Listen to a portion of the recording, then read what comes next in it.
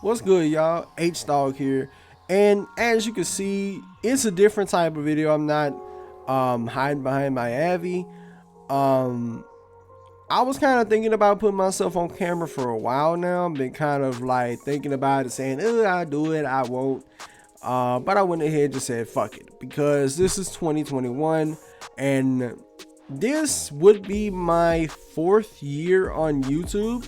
If that's hard to believe. And I kind of was thinking, now granted, my channel's been growing. My channel has been growing, not at a rocket style pace, that somebody like myself would want, ideally, to have your shit just shoot up through the ranks. But it's something you learn on YouTube for quite a while, is that it takes time to get up there, and that it's a big old marathon. It's not a sprint at all. And you can also kind of like fall back and look at some of the channels that has grown expeditiously. They've grown like very rapidly. They've shot up through the ranks of YouTube in little to no time. But in the long run, they may not have long-term success as people who have a slow start, but when they get there and they stay there for good. Like the sky becomes the limit at that point. But what made me want to put myself on camera is just like wanting to do something new, something different, because I've been doing, type commentary videos for so long. I wanted maybe to have some sort of evolution for my channel a little bit. Now I won't have my face on camera all the time, but mostly when it comes to gaming news per se, I may try to have my face on camera a lot more often, especially with having my face in thumbnails, because I kind of feel like sometimes I may run out of things to really want to put in a thumbnail, and then I end up putting words in the thumbnail and nothing, and like just have like a couple pictures here, and it like be a basic white backdrop, which I kind of feel like is somewhat generic, because I've seen other YouTubers do it, have a white backdrop, red text, black text, white background, like that sort of thing has been kind of played out. Just from my point of view, I'm not saying it is. But just me sitting thinking like, okay, what new could I do? And I thought this was the next best thing, put my face on camera. And I think this is how I can get more videos out frequently, I guess you could say, where I could because what I would used to do, I would have like the audio recorded separately from the video, and just have like, I would record the audio, kind of like go back and listen to the audio, make sure I sound right, and then stitch it with some gameplay. But I kind of still want that quality to be there. Like if I'm talking about a certain news topic, I want it to be in your face. Like I want you to see what I'm seeing when I'm reading to you. But overall, I think, this is something new and that I'm wanting to do. And some of the top dogs on YouTube, like if you really sit back and think, like if you really sit and look back at the top dogs on YouTube that we know, people in this community, like BG, and I'm not going to say those names because y'all may not know who they are. People who are sub to my channel, there's a good chance that most of my subscribers have never heard of Weapon Wheel, probably never heard of Press Start, or even the Crumb Side for that matter. They probably never heard of those three. But the ones who do know who those people are, Kofi, BG, Oh No It's Alex, Jack Mujani, even J-Main to an extent, and even other people that are kind of in the community, but they're not like neck deep in it. People like Ricky or Chase Money, one of the OGs here on YouTube, who've been here quite some time. And we know Ricky, he's been popping on Twitch. He ain't really been uploading. It'd be nice if he uploaded once in a while. Shout out to him. But I say with those people, the main thing that I see, and not just those people, those are just like small examples. But other people, like bigger people, like humongous people who people probably don't fuck with, like a Dreamcast guy, like Young Yeah, like Jim Sterling, basically the top dogs on YouTube. The big dogs when it comes to YouTube, either as a whole or when it comes to like as far as gaming goes.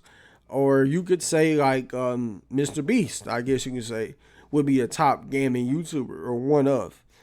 Mr. Beast, Dr. Disrespect. I mean, I know Dr. Disrespect is a streamer, but you know that's neither here nor there. Mr. Beast, Linus Tech Tips, like they all got this one thing in common. They put their face on camera.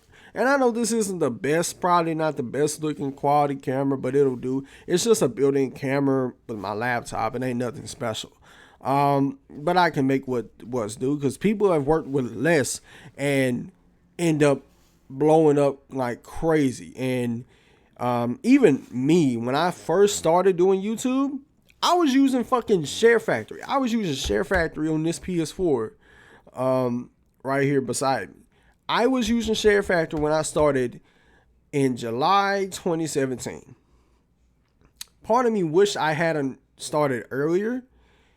And with all the knowledge I know now about YouTube that I learned last year in May, I probably would have had 1,000 subs by then. But I guess it's one of the things, it's, you know, never too late to learn.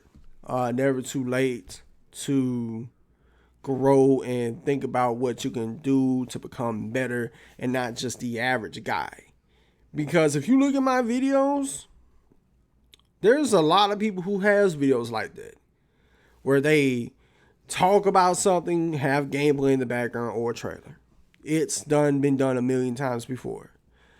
But like I said, like the bigger I get, some of the older stuff I want to bring back that I used to do. Like I used to do reviews. I used to do first impressions. I used to do a series called What's Next, where I would kind of take a deep dive into what can be next for insert game dev, or this game, could they make a franchise out of it? What could they work on to improve in the sequel if they decide to make a sequel? Things of that nature. Kind of in the essay format.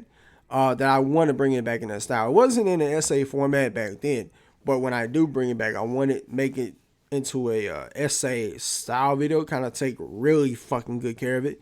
Same as reviews. I want to take really good care of those videos, and those may be the videos you may not see me on camera when I get bigger and I bring them back, where I do reviews and do those scripted essays, where I kind of want to take those deep dives. And I think maybe one of my first deep dives, not an essay necessarily, but when I beat Immortals Phoenix Rising, I want to talk about that game in a scripted way and kind of talk about what other franchises can learn from that. Most importantly, what Ubisoft themselves can learn and apply that to other franchises moving forward. But yeah, guys, I mean, that's really all I got. I know this is like a bit of a brief channel update, and I say brief lightly. But if you're new here, think about subscribing to the channel. I mostly put out gaming news videos.